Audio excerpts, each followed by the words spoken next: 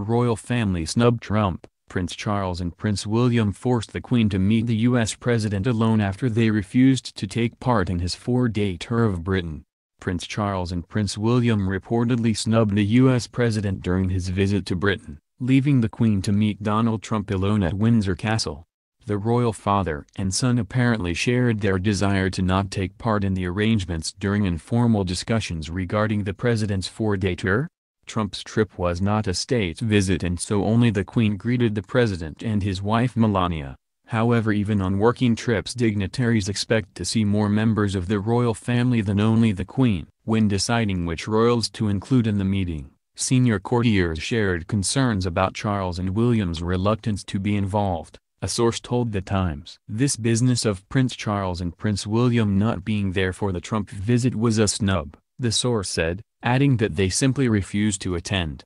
It's a very unusual thing for the Queen to be there on her own. Usually she is accompanied by somebody. Prince Charles is seen more often with the Queen recently since Prince Philip, 97, has retired from royal duties. Yet the source claims, he goes to what he wants to go to, and if he had wanted to be there he could have been. The first two in line to the throne did, however, have other engagements during Trump's stay. Prince Charles was attending a board meeting for his company AG Carrick at Highgrove as well as an event with Gloucestershire Police. The Duke of Cambridge took part in a charity polo match while the Duke of Sussex had private engagements. A Whitehall official involved in making the arrangements for Trump's visit said the president's time with the Queen was kept to the bare minimum. The president was late for his first meeting with the 92-year-old monarch who is waiting at Windsor Castle for between 12 and 15 minutes in the 80°F heat on Friday.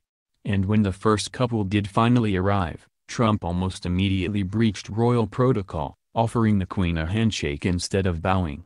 Yet the president's biggest faux pas came when he was invited to join the Queen to inspect the Guard of Honor. Trump turned his back on the monarch, marching ahead of her as they walked past the troops, in what was a serious breach of protocol. The Whitehall official said that while the monarch will do her duty, the wider family were not as ecstatic as they were when the Obamas visited. In 2016, Barack Obama and wife Michelle attended lunch at Windsor Castle with the Queen as well as Prince Philip. The former first couple also had a private dinner at Kensington Palace with the Duke and Duchess of Cambridge and Prince Harry. In April this year, both the Queen and Prince Charles greeted the Indian Prime Minister Narendra Modi. Trump was apparently reluctant to meet Charles because of their differing views on climate change. It was revealed last year. His aides reportedly suggested a game of golf between himself and Prince Andrew, while proposals for Trump to meet the younger royals were ignored.